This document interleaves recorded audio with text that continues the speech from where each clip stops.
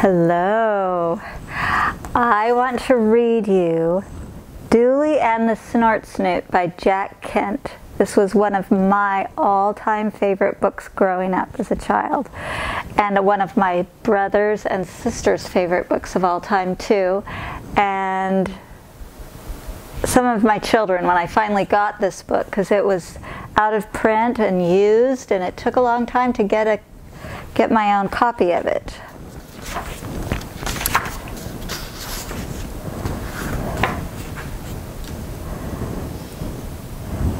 There once was a family of giants. The father giant was taller than a 2-story building. The mother giant was almost that tall. And they had a son named Dooley, who wasn't any bigger than you. Now, while your size is just right for you, it's a bit small for a giant. Dooley's mother and father worried about him. Mother said, "Eat your vegetables, Dooley, so you'll grow big and strong like your father." But it was plain to see that it was going to take an awful lot of vegetables. Dooley did as he was told, but nothing seemed to help. He never got any bigger. "I'll always be little," said Dooley, and he started to cry. "Little or big, you're still a giant," Father reminded him, "and giants don't cry. Giants are brave." It's hard to be brave when you're not very big. But Father was right. Dooley was a giant, whatever his size. One of the things that giants do is say fee, fi, fo, fum at people and scare them half out of their wits. This makes the giant feel important, and when you feel important, you feel big. So one day Dooley went into the village to scare somebody. The first person Dooley saw was a little girl named Trina. Dooley stood on tiptoe to make himself as tall as he could, made a scowly face and said, "Fee, fi, fo, fum." Trina giggled. I'm a giant," Dooley declared. "Not a very scary one," said Trina. Then quite suddenly she shouted, "Fee, fi, fo, fum." Dooley was so startled he jumped a foot. "That's the way to do it," said Trina. Some other children came over to ask what was going on. "We're being giants," Trina explained, so all the children who had been wondering what to play next went around on their tiptoes saying, "Fee, fi, fo, fum," and Dooley had to admit that most of them did it better than he could. After a while, they got tired of being giants and played tag instead. Dooley was it most of the time. Dooley went into the village and played with the other children quite often after that. He enjoyed their company, but he wasn't very good at their games. When they played baseball, he was first one out. When they ran a race, he was last one in.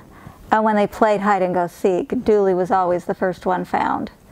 He did his best. He did the best he could, though, and it was fun, even if he didn't ever win. But every once in a while, Dooley would remember that he was a giant.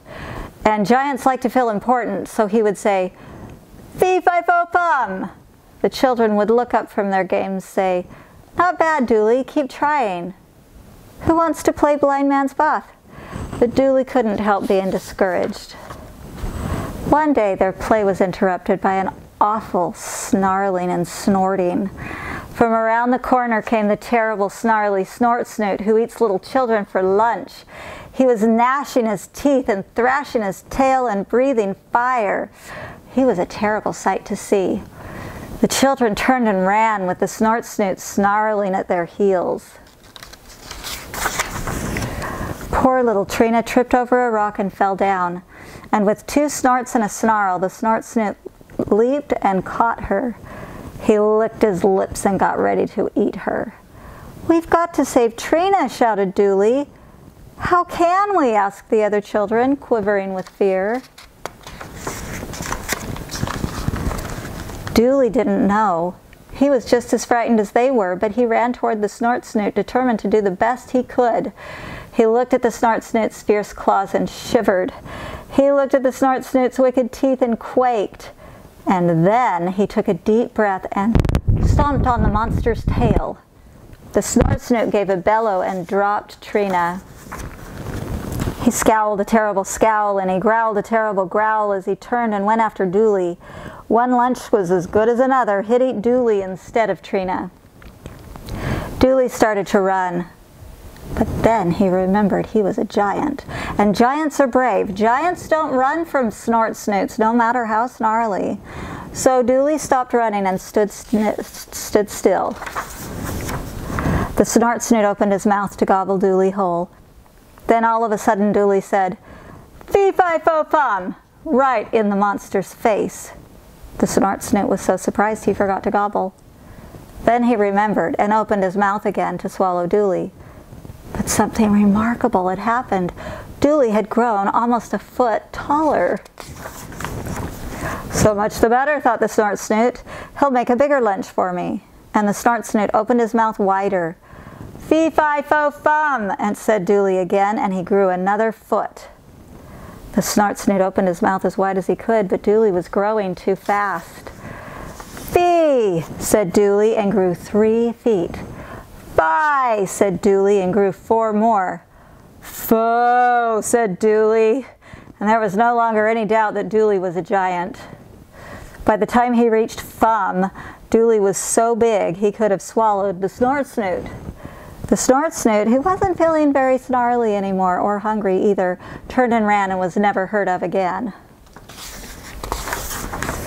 Nobody knew for sure what made Dooley grow. His mother said it was because he ate his vegetables, and no doubt that helped. "I think," said Dooley's father, "it was because he did a very big thing." "I think I just grew up because it was time to," said Dooley modestly. "Anyway," said Trina, "you were very brave. Come on, Dooley, let's play King of the Mountain. You can be the king."